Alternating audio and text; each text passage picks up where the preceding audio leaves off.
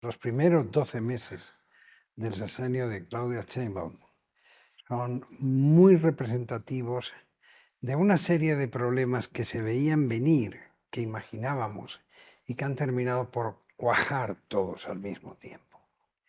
Este ha sido un año horrible para Claudia Sheinbaum.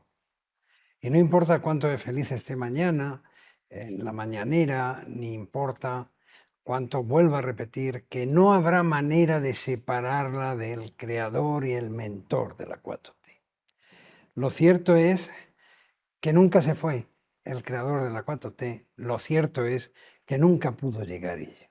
Dudo mucho que haya nadie en México que haya sufrido más este año que la presidenta Sheinbaum. Yo no veo que Claudia, si bien de dientes para afuera, sí está diciendo y defendiendo a capa y espada a López Obrador, y no del todo a los suyos, porque a Andy no lo defendió con lo de Tokio. Hay dos parangones del momento de quiebre de presidentes mexicanos. Uno, Lázaro Cárdenas con Plutarco Elías Calles. Lázaro Cárdenas entró al poder en diciembre del 34. ¿Cuánto tardó en mandar al exilio al entrometido Plutarco Elías Calles, que no quería dejar el poder? Tardó 16 meses. Mi, digamos, apuesta que yo veo en esto ahorita, y no quiero sonar ni optimista ni esperanzador, pero yo creo que se está acercando muchísimo el día en que Claudia Sheinbaum tendrá que pintar ya su raya definitiva. Y creo que el caso de Adán Augusto López es la primera llave del cerrojo que abrirá esa puerta. Al creador de la 4T le está pasando lo peor que podía pasarle a alguien que se soñó, se diseñó y se esculpió como alguien que transitaría por la historia como un hombre moral. Lo que le está fallando es la sangre de su sangre. Lo que le está fallando es la carne de su carne. De todos los que han plantado cara y desafiado a esta presidenta en este año, los más cercanos han sido su hermano Adán y su hijo. ¿Cuál es el balance, Antonio, que tú ves después de esto? Tú has sido un personaje que por una razón u otra, tanto en España como en México, te ha tocado vivir transiciones.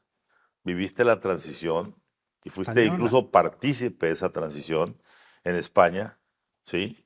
En los momentos en que el franquismo se fue. Y ¿sí? llegaba lo nuevo. Y llegaba la llegaba nueva. lo nuevo con éxito. Así es. Y te tocó vivir también cuando llegaste a México, llegaste exactamente en el momento en que estaba retirándose el PRI para entrar al experimento de 12 años fracasado Vicente Fox. del panismo Fox Calderón, del binomio Fox Calderón. ¿Cómo ves hoy esta etapa de esta, digámoslo así, transición que te toca vivir y palpar en comparación con lo que has vivido? Yo creo que ya estamos en un punto más allá de lo que se puede considerar transición.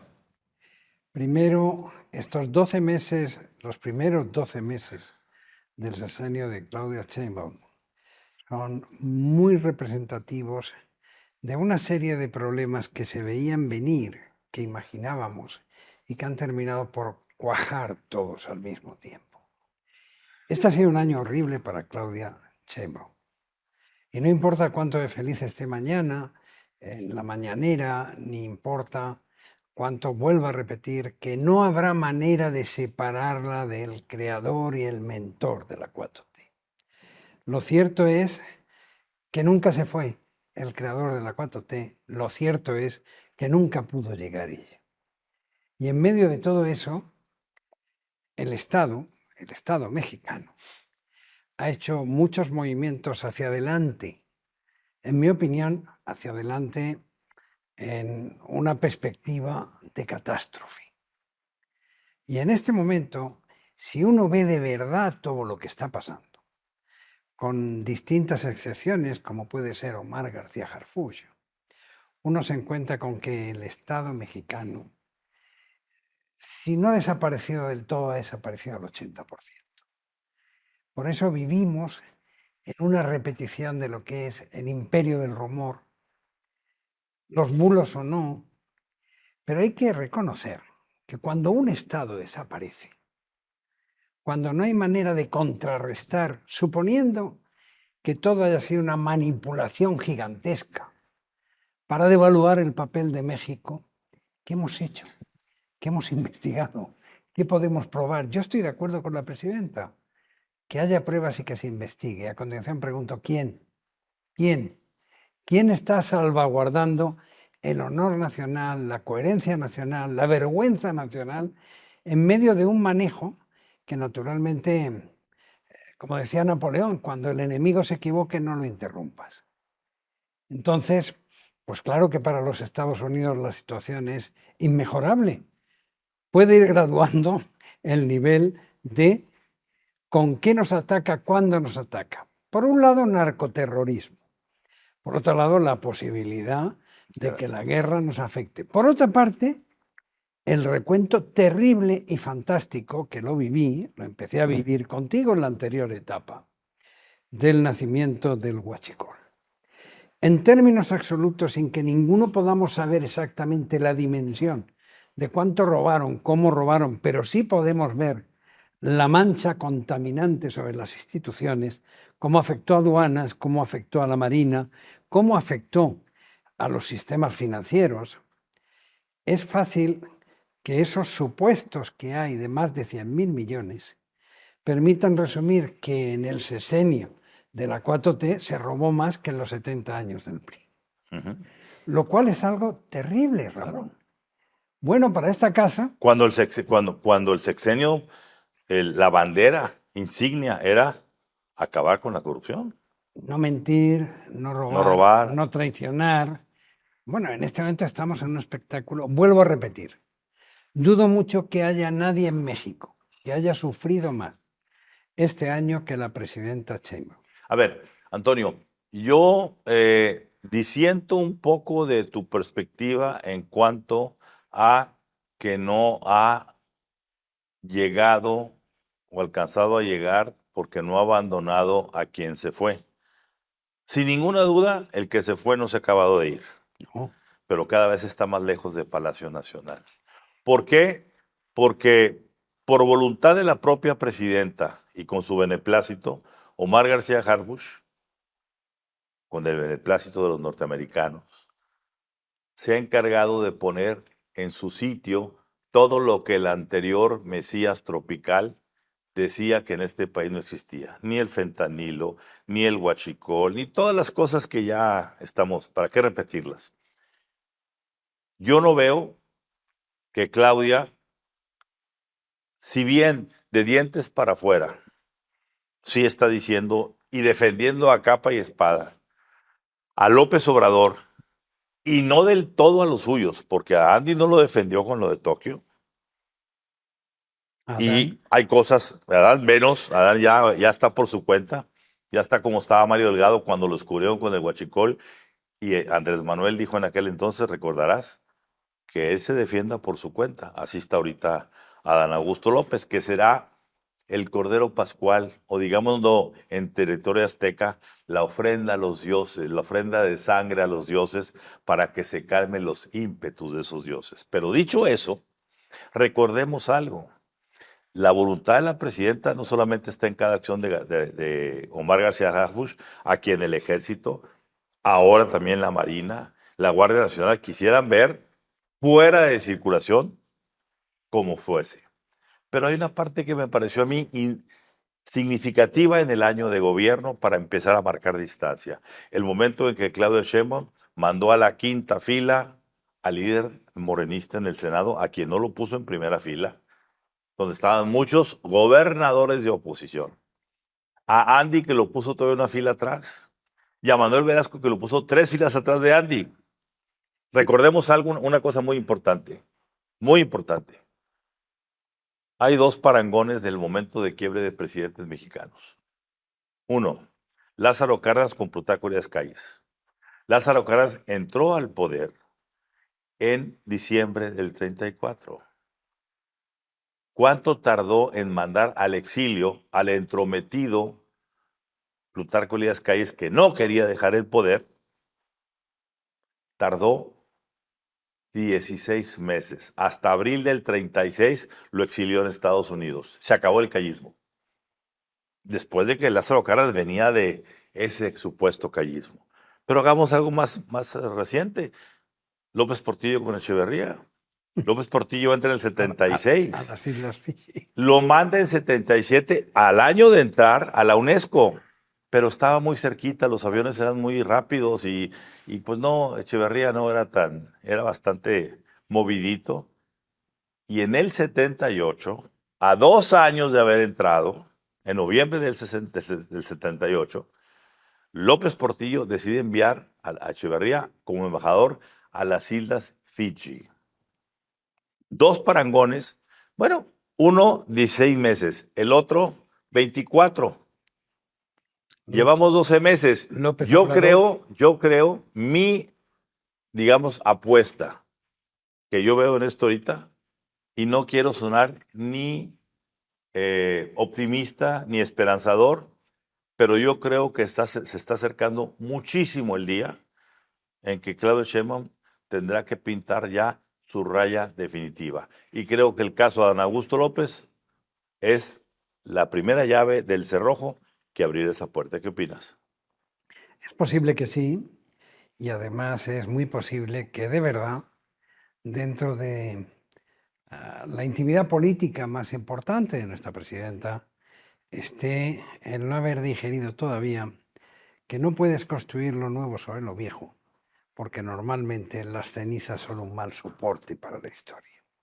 Pero es que además al creador de la 4T le está pasando lo peor que podía pasarle a alguien que se soñó, se diseñó y se esculpió como alguien que transitaría por la historia como un hombre moral.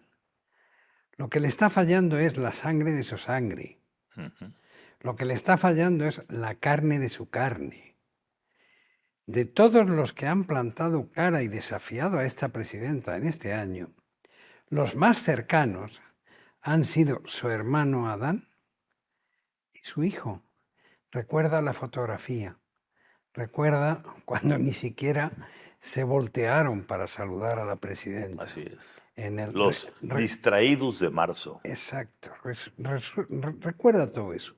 Pero de cualquier manera, lo importante es que hoy, por todo esto y muchas más cosas, como es la barbaridad que significa haber liquidado la alternativa política por culpa de los de la alternativa. Tenemos un partido autoconsumiéndose e implosionando que tiene mayoría en todo y que la pregunta es, ¿mayorías para qué? Segundo, han hecho una serie de modificaciones constitucionales importantísimas sin plantear una alternativa de con qué van a sustituir lo que han destruido. De todo lo que han hecho, a mí me parece que la reforma judicial marca un punto y aparte. Como le dijo el premier canadiense a la presidenta, usted tiene que decidir qué tipo de política quiere, la que estimule la inversión o la que la ahuyente. Porque al final eso es tener garantía jurídica. Pero en medio de todo eso, estamos en un punto en el que ante la ausencia de poderes, el ejército, como consecuencia de la política de Andrés Manuel López Obrador, en graves problemas. La Marina con el huachicol, el ejército con las construcciones. El partido único, y esto hoy es un partido único, implosionando por dentro. Porque al final no quieren ninguno de los elementos que significa el distanciamiento real del poder. No quieren la evolución. El problema es que cuando ves todo eso, es como cuando hay las acusaciones y los rumores sobre la lista de los 55, de los 23, de los 14. ¿Quién hace aquí la chamba? ¿Quién está investigando en tu nombre y en el mío? ¿Quién está usando el dinero de los impuestos para, por lo menos, contener esa inundación de culpabilidades y de sospechas que despega la relación entre México y Estados Unidos? Eso sin sumar todavía lo que son los factores estructurales de la negociación del TEMEC. Entonces, cuando uno ve todo eso y la mira a ella, y mira su soledad, y mira su gran decisión, que es sí o no al alcance de las consecuencias políticas de la carne y de la sangre, la pregunta que surge es muy sencilla, que es ¿cómo vamos a negociar en igualdad con quien tiene todas nuestras vergüenzas y además gradúa en nuestros medios? ¿Cómo las saca? Salvo Código Magenta y lo que hizo por el Huachicol. Vivimos 2 años como pudo vivir la prensa norteamericana con Watergate sin querer nadie fijarse. El único que se fijó fue esta casa. Hemos llegado a un punto en el que hoy el Huachicol es imposible dimensionar el daño que ha hecho al país. Hoy. Y el Huachilizel. Claro. No, y con todos los elementos. Yo recuerdo perfectamente el primer día que me contaste lo del barco y mi recomendación. Es la única vez desde que te conozco en esta operación en la que te pedí que no siguieras, porque temía que efectivamente te estabas metiendo en aguas muy peligrosas. Decidiste seguir, afortunadamente ese es un hecho, y es un hecho que ya forma parte de cómo se reconfigure la política en el país. Pero la gran pregunta aquí es, ¿quién trabaja en qué? ¿Quién de verdad está cerca de dónde? ¿Qué significa estar cerca del corazón de la presidenta? ¿Qué? ¿Para hacer qué? Omar lo está haciendo, pero tú mismo decías, con gran soporte de los Estados Unidos. Absolutamente. Y lo que no soporta, Y es el único. Sí, y lo que no soportan los Estados Unidos no pasa. ¿Dónde están las investigaciones? Así es. ¿Dónde está el trabajo? ¿Dónde están los jueces especiales o normales que estén investigando la mancha del Huachicol? No los hay. Y no los hay porque el mayor problema que hay entre el ayer y el mañana es que en el presente el Estado no existe.